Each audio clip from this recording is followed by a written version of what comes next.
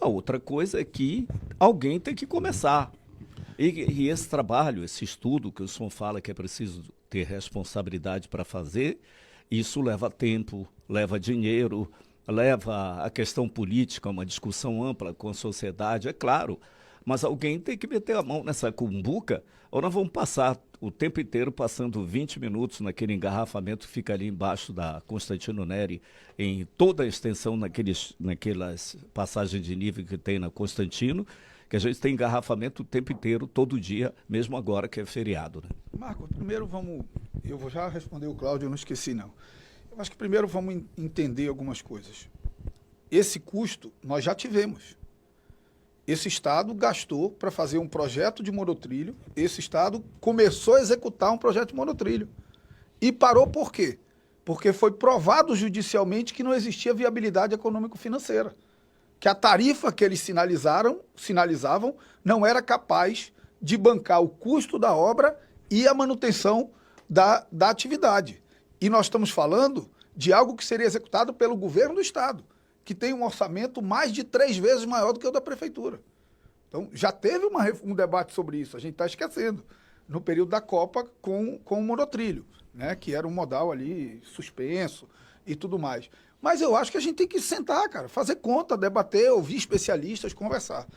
E nós não podemos achar, e o Neuto tem um livro sobre isso, nós não podemos achar que o problema do engarrafamento na cidade de Manaus é ônibus. Isso é uma maldade preconceituosa de quem anda de carro. Do total de veículos na cidade de Manaus, só 1,5% são ônibus. Do total de veículos que existe em Manaus, só 1,5% são ônibus. E eles transportam 60% das pessoas. Cada ônibus que eu tiro, eu coloco pelo menos... Não, 4 não, porque a relação passageiro-veículo em Manaus não dá nem 2. É 1 e pouco. Se eu colocar 70 dentro de um ônibus, cada ônibus que eu tiro, eu coloco 70 carros na rua. O que gera mais engarrafamento? Um ônibus ou 70 carros? Então, assim, a gente tem um pouco de... Como a gente anda de carro, e eu digo a gente, eu também, a gente tende a transferir a responsabilidade. Nós temos que melhorar o sistema de transporte coletivo na cidade de Manaus. Um ônibus que carrega 70 pessoas não pode ter a mesma prioridade no trânsito no meu carro, que eu ando sozinho no ar-condicionado e não paro para pegar ninguém. Nós temos que ter corredor exclusivo de ônibus. O problema é que nós queimamos a ideia de corredor exclusivo de ônibus de BRT. Mas nós não queimamos porque ela é ruim, nós queimamos porque elas foram executadas por prefeitos desastrados.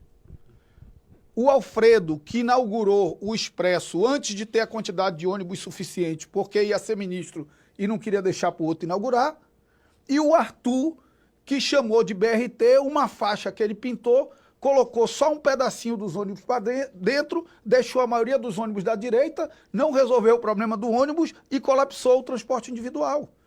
Nós temos que ter uma obra estruturante de BRT, é o que as cidades estão fazendo no Brasil.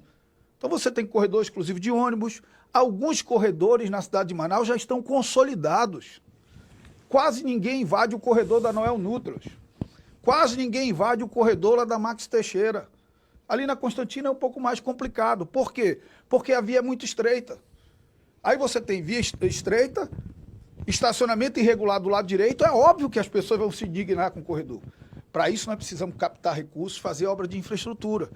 Com 5 bilhões de reais eu faço um BRT que revoluciona o sistema de transporte coletivo na cidade de Manaus e faz com que pessoas optem pelo transporte coletivo e diminua o problema do trânsito.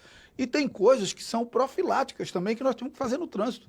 Existe um decreto, que é o decreto 2100, e a portaria 66, que proíbe o trânsito de carretas de grande porte no horário de pico nas principais vias de Manaus.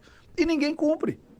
Aí uma carreta vai lá e tomba em cima de um carro, o trânsito fica colapsado por conta disso. Mas, Cláudio, deixa eu rapidamente, para que eu não perca muito tempo e a gente possa ter mais perguntas, de responder. Não é só sonhar. Curitiba não deu certo só porque sonhou. Florianópolis não deu certo só porque sonhou. Recife não está dando certo só porque sonhou. É sonhar e planejar, irmão. É sonhar e planejar. É sonhar e ter responsabilidade com o que você faz. É sonhar e pensar na cidade do futuro que ultrapassa o teu mandato. É sonhar e ter marcos regulatórios que, independente de quem seja o prefeito, vão ter que ser seguidos pensando numa cidade que precisa se preparar para Que foi o que Curitiba fez. Que foi o que Curitiba fez lá atrás. Com Jaime Lerner. E o que as cidades estão década de 80. fazendo. Não importa. Olha, Curitiba já teve prefeito de direita, de esquerda, ligado ao Jaime, contra o Jaime e tudo. E ela segue ali o rumo. Porque ela tem um planejamento e tem marcos regulatórios que são intransponíveis. Nós precisamos construir um pacto